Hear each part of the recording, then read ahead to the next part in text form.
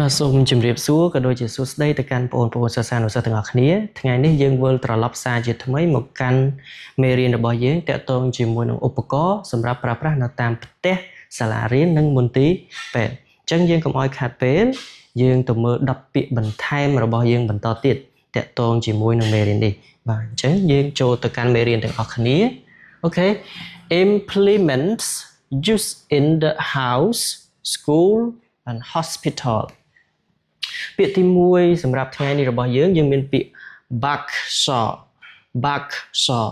backsaw យើងប្រែថារណាដៃបាទពាក្យទី2យើងមានពាក្យ card គឺបៀបាទនរណាខ្លះចូលចិត្តលេងបៀអញ្ចឹងយើងត្រូវចេះពាក្យហ្នឹងទៅ card បាទពាក្យទី3 boy យើងប្រែថាពងសម្រាប់យើងប្រើប្រាស់បាទ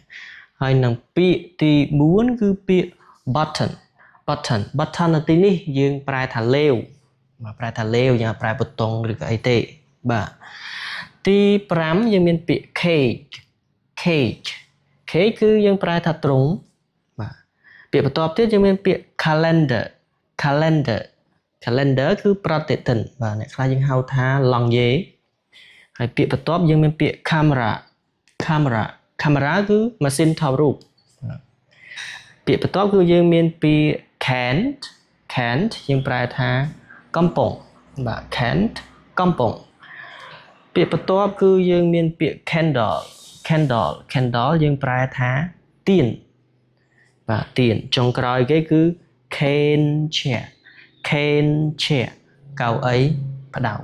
អញ្ចឹងថ្ងៃនេះយើងមានតែ10ពាក្យបន្ថែមប៉ុណ្ណឹងទេអញ្ចឹងកុំភ្លេចរងចាំតាមដានទស្សនានៅវីដេអូក្រោយដែលយើងនឹងមានពាក្យថ្មីបន្ថែមទៀតតាក់ទងជាមួយនឹងឧបករណ៍សម្រាប់ប្រើប្រាស់នៅតាមផ្ទះសាលារៀននិងមន្ទីរពេទ្យបាទសូមអរគុណសូមជម្រាបលា